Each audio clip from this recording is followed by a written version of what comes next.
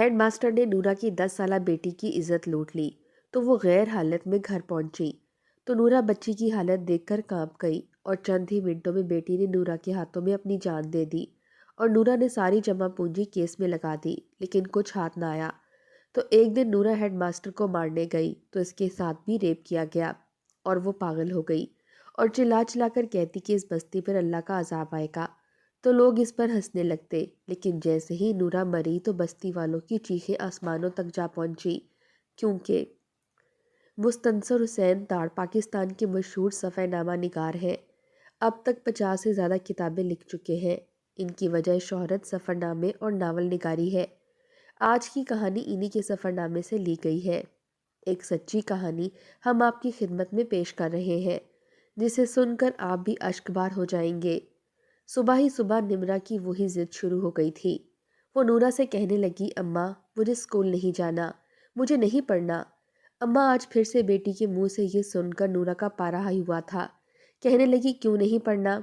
देख, तेरी पढ़ाई की खातिर लोगों के घरों के बर्तन मांजती हूँ, ताकि कल को तेरा मुस्तकबिल अच्छा हो जाए। नूरा ने अपना गुस्सा जब्त कर कर समझाने की कोशिश की, लेकिन निमरा का इनकार हनूज था। कहने लगी कि अम्मा मुझे नहीं पढ़ना, मैं भी तेरे साथ जाकर घरों के बर्तन मांज लिया करूँगी। लेकिन नूरा ने इसके मुंह पर एक ज़ोरदार थप्पड़ मार दिया।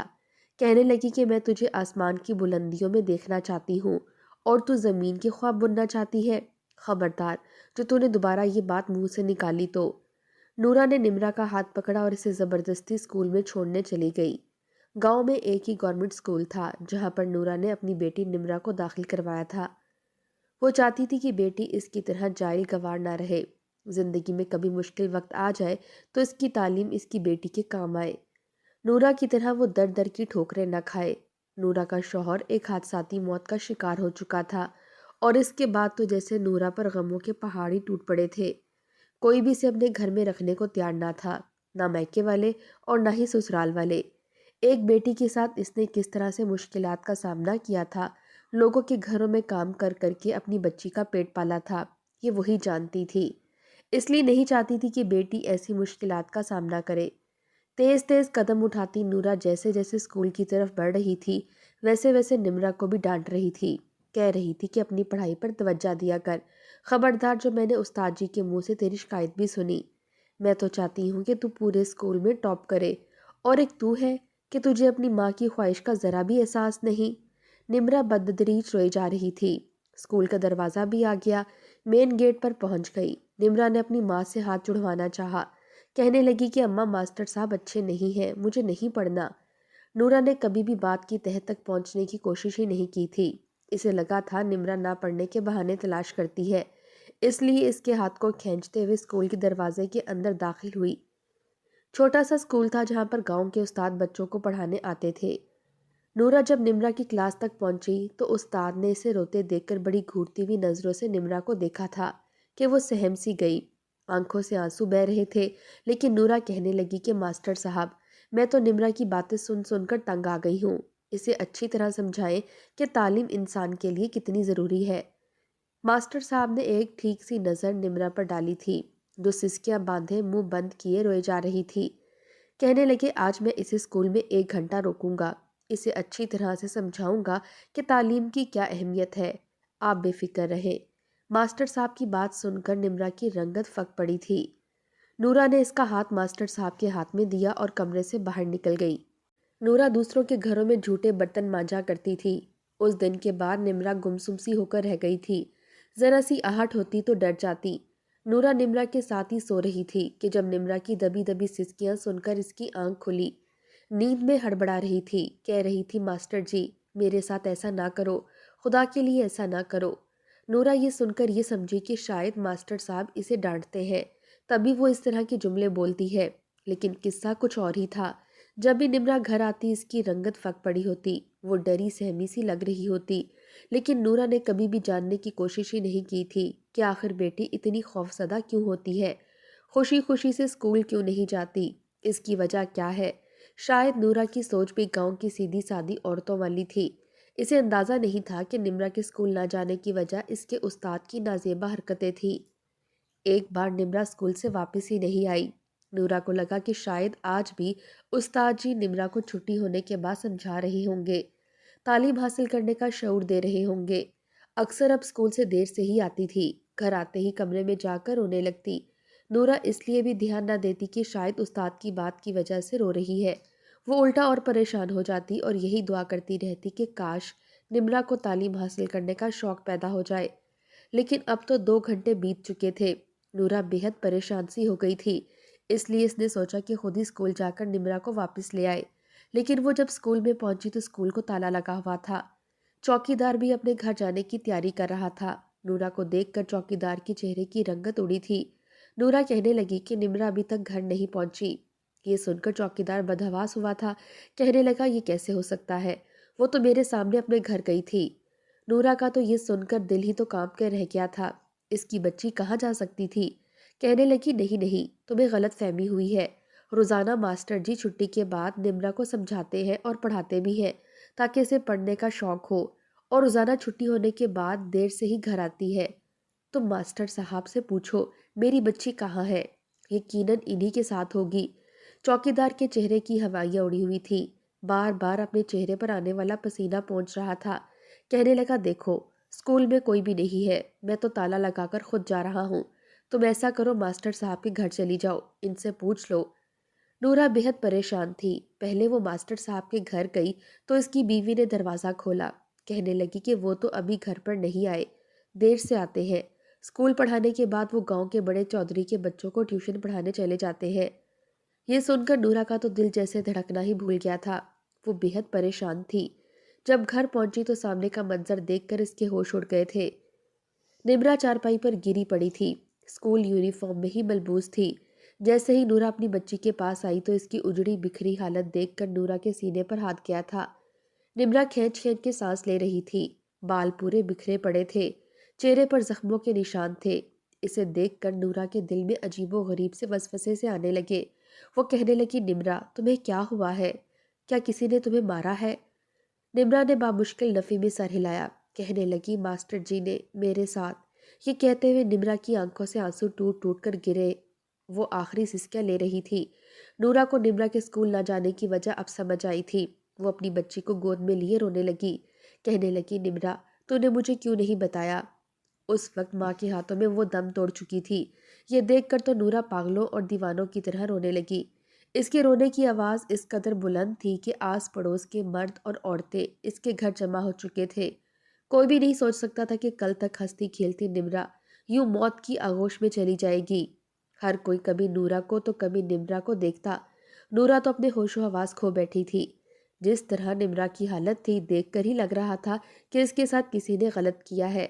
معصوم بچی کفن میں لپٹ چکی تھی، پورا گاؤں اس وقت نورا کے گھر میں اکٹھا تھا اور ہر کوئی چہ منگویاں کرتے ہوئے بتا رہا تھا کہ بچی اسکول گئی تھی، جانے راستے میں کسی نے غلط حرکت کر دی اور بیچاری بچی دم توڑ گئی۔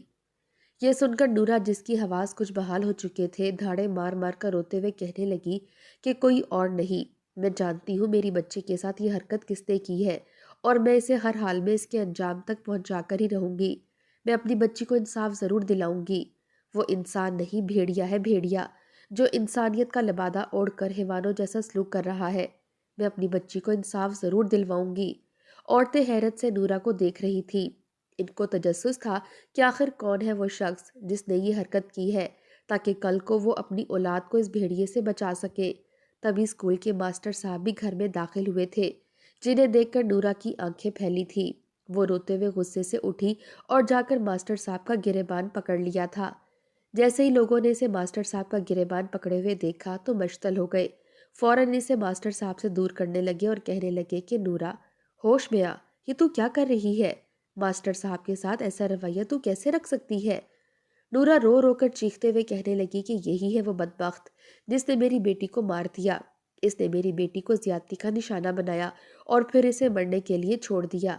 اگر مجھے پتا ہوتا کہ یہ ایسا بھیڑیا نکلے گا تو میں اپنی بچی کو اسکول میں داخل ہی نہ کرواتی۔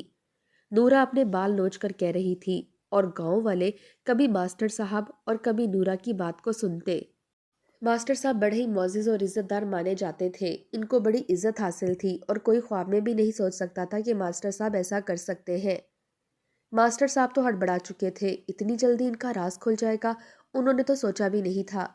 वो बेयकीनी से नूरा और फिर लोगों को देखकर बोले, मैं तो अपनी एक तालिबे इल्म बच्ची के जनाजे में शरीक होने आया था। बड़ी ही अच्छी बच्ची थी, मगर मुझे क्या पता था कि इस कदर गलीज इल्ज़ाम मुझ पर लगाए जाएंगे। मास्टर साहब ने बात ही कुछ इस लहजे में की कि हर एक को नूरा गलत और मास्टर साहब ठीक लगने लगे। मास्टर साहब फौरन वहां से जा चुके थे, जबकि नूरा की लाडली बेटी को मनोमट्टी तले दफना दिया गया। गांव की औरतें नूरा से कहने लगी कि यकीनन तुझे कोई गलत फहमी हुई है। हम मानते हैं कि तेरी बेटी के साथ कुछ गलत हुआ है, मगर मास्टर साहब जैसे नेक दिल फरिश्ते ऐसा कैसे कर सकते हैं? अरे वो तो बरसों से इस गवर्नमेंट स्कूल में बच्चों को पढ़ा रहे हैं। मगर नूरा बज़िद थी कि मरने से पहले निमरा ने खुद मास्टर साहब का नाम लिया था। ये सुनकर एक औरत हत्थे से उखड़ गई, कहने लगी कि मेरी तीनों बच्चियों ने भी इसी स्कूल में ही पढ़ा है। अभी भी मेरे बच्चे पढ़ रहे हैं। आज तक उन्होंने तो ऐसी कोई शिकायत नहीं की थी। नूरा लोगों की बातें सुनकर मजबूर हो चुकी थी। कोई भी इसका साथ देने को तैयार न था। शायद इसकी वजह यह भी थी कि वो सिर्फ एक बर्तन मांजने वाली नौकरानी थी। इससे ज़्यादा इसकी इज्जत ही क्या थी। वो बहुत कम गो अपने काम से काम रखने वाली औरत थी। वो तो काम कर ही इसीलिए रही थी कि अपनी बच्ची का मुस्तकबिल बेहतर कर सके, मगर इसकी निमरा तो इससे छीन ली जा चुकी थी। वो रोते हुए अगले ही रोज़ थाने चली गई। कितनी देर इसे इंतज़ार करना पड़ा, तब जाकर किसी का ध्यान नूरा पर गया और फिर इसे अंदर बुला लिया गया। इसने जब ये रिपोर्ट दर्ज करवाई तो पुलिस वालों ने भी सीधा सीधा केस बनवा दिया। कहने लगे कि ये तो हमारे मामले से बाहर है, तुम वकील करो, इसका फैसला अब अदालत में ही होगा। ये सुनकर नूरा परेशान सी हो गई। इसे तो इन मामलात का पता ही नहीं था। वो पुलिस अफसर के सामने हाथ जोड़कर कहने लगी कि साहब जी, मेरी मदद करें। मैं अपनी बच्ची को इंसाफ दिलाना चाहती हूँ। आप ही मुझे किसी वकील के बारे में बता दें। ये सारा मामला कैसे तय होता है, मुझे तो इस बारे में इतना पता ही नहीं। पुलिस वाले ने भी तरस खाकर एक वकील का नंबर दे दिया, जो कि भारी फीस लेता था। इनका तो यही कहना था कि गरीब है, ज़्यादा फीस देखेगी तो खुद ही भूल जाएगी। मगर जैसे ही वकील ने नूरा से फ़ीस का मुतालबा किया तो नूरा फ़ौरन हाँ में सर हिलाकर बोली कि साहब जी, मैं आपको फ़ीस लाकर दूंगी, चाहे मुझे जैसे भी पूरी करनी पड़े, लेकिन आप मेरी बच्ची को इंसाफ ज़रूर दिलाइएगा। जालिम दरिंदे ने मेरी बच्ची को मौत के घाट उतार दिया।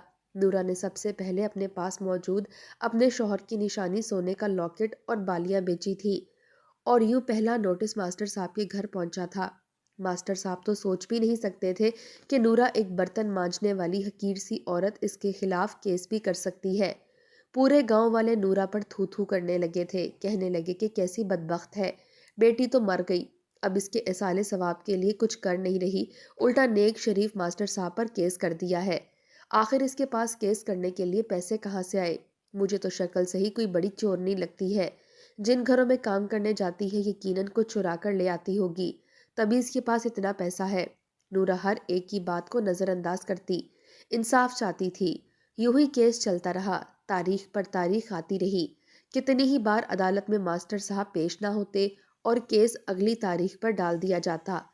6 माह यूं ही गुजर चुके थे और हर माह वकील की फीस भर भर कर नूरा के पास कुछ भी नहीं रहा था। वो सारी रात जाए नमाज पर बैठकर रोती रहती और अपने रब से सरगोशियों में गुफ्तगू करती रहती। कहती कि मेरे रब, काश मेरा ज़हन मज़ीद रोशन होता, मैं उस उस्ताद का भयानक चेहरा पहचान सकती, अपनी बच्ची की हरकतों को नज़र में रख सकती, तो आज मेरी बच्ची मेरे पास होती, यूं मुझे इसे खोना ना पड़ता। अरे मेरी तो दुनिया ही लूट चुकी है, और अब ये दुनिया वाले मुझे न जाने कब इंसाफ देंगे। आखिर वक्त वो भी आया जब वकील बोला कि मैं जल्द ही इस मास्टर को सज़ा दिलवाऊंगा, मगर बदले में तुम्हें मुझे डबल तनख्वाह देनी होगी। ये सुनकर नूरा सोच में पड़ चुकी थी। अब तो सिवाय इस घर के इसके पास कोई भी शय मौजूद नहीं रही थी। इसने पहले वकील से वादा किया कि क्या तुम सच में मेरी बेटी को इंसाफ दिलाओगे? क्या मैं इस मास्टर को जेल की सलाखों के पीछे देख पाऊंगी? ये सुनकर इस वकील ने फौरन इसे यकीन दहानी करवाई कि हाँ बस मैं थोड़ी बहुत रिश्वत आगे भी दूंगा, और देखना फैसला कैसे चुटकियों में होता है। पुलिस वाले मास्टर को घर से घसीट कर यहाँ तक लेकर आएंगे और तेरे कदमों में इसका सर रखेंगे। ये सुनकर नूरा को तस्कीन सी मिली थी। कहने लगी कि ठीक है, मैं आपको पैसों का इंतजाम कर कर दूंगी। वकील दिल ही दिल में खुश हुआ था। जानता था कि सादी सी औरत है, जल्दी बातों में आ जाएगी। अगले ही रोज नूरा गांव के चौधरी के पास चली गई। मास्टर साहब वहीं बैठे इनके बच्चों को पढ़ा रहे थे। नूरा को देखकर चेहरे पर एक तंजिया मुस्कुराहट आई। नूरा का तो बस नहीं चल रहा था कि वहीं पर उस शख्स का मुंह नोच कर इसे मार देती, مگر آسمان کی جانب دیکھ کر آنسو گالوں تک بہتے رہے تھے۔ اس نے اپنے گھر کی زمین چودھری صاحب کو بیچ دی اور پیسے لے کر سیدھا وکیل کے پاس چلی آئی۔ وکیل نے پیسے لیے اور کہنے لگا کہ بس نورا بیگم، اب تم صبح ہونے کا انتظار کرو، صبح تمہارے لیے بہت بڑی خوشخبری آنے والی ہے۔ یہ سن کر نورا بھی مطمئن ہو گئی اور واپس گھر چلی گئی اور سوچنے لگی کہ کل وہ درندہ نما شخص جیل کی سلاخوں کے پیچھے ہوگا۔ مگر اگلا دن یوں ہی گزر گیا، یہاں تک کہ 2-3 دن گزر گئے مگر اسے کوئی خبر نہ ملی۔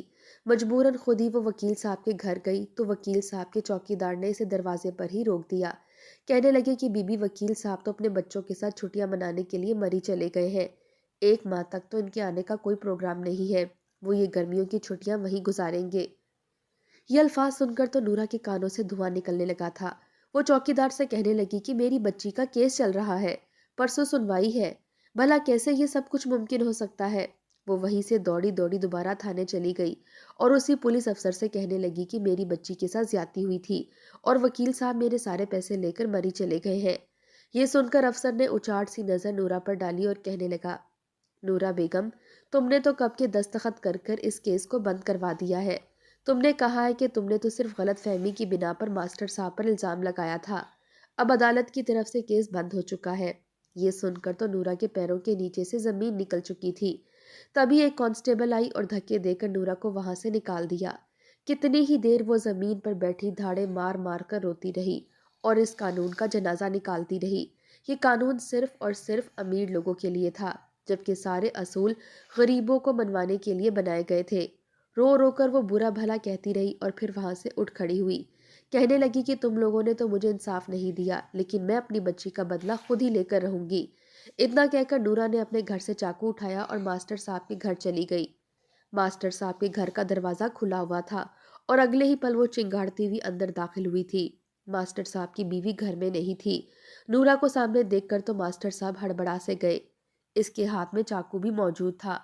وہ غصے سے بپھری ہوئی شیرنی بنی، جیسے ہی ماسٹر صاحب پر وار کرنے لگی تو اگلے ہی پل ماسٹر صاحب نے اس کے ہاتھ پکڑے اور زناٹے دار تھپڑ نورا کے منہ پر دے مارا۔ مگر نورا نے ہمت نہیں ہاری تھی۔ وہ چلا چلا کر کہہ رہی تھی، تو میری بیٹی کا قاتل ہے، تو نے میری بیٹی کو مارا ہے، تو درندہ ہے، تبھی خدا نے تجھے کوئی اولاد نہیں دی۔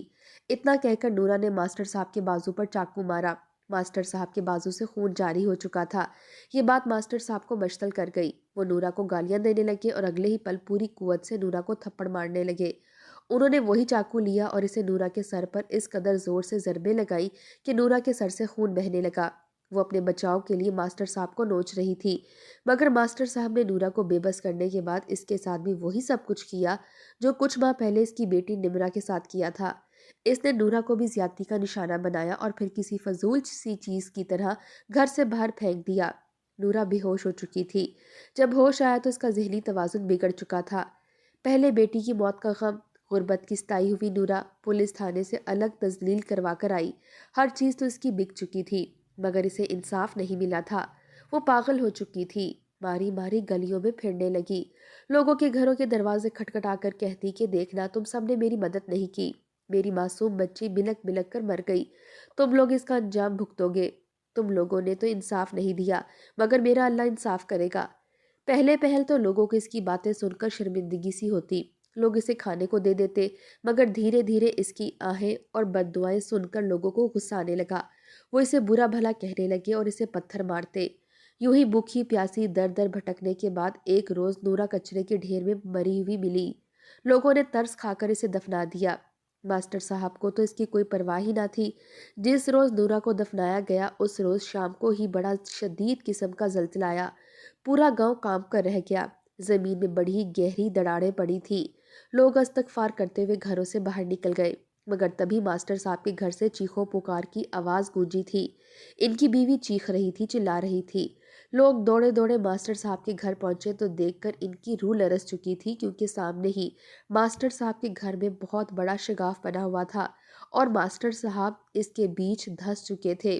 صرف ان کے پیر تھے جو دراڑ سے باہر نظر آ رہے تھے، باقی ان کا پورا جسم زلزلے سے پھٹنے والی زمین میں پھنس چکا تھا۔ یہ منظر دیکھ کر لوگ چیخنے چلانے لگے۔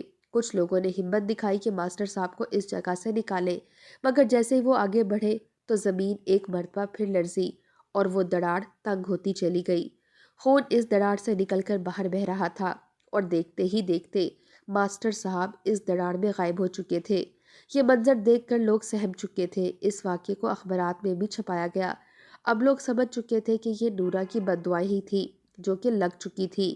یقیناً ماسٹر صاحب نے نمرا کے ساتھ کچھ غلط کیا تھا جس کی وجہ سے یہ عذاب ان پر آیا اور ماسٹر صاحب خدا کے عذاب سے نہ بچ سکے۔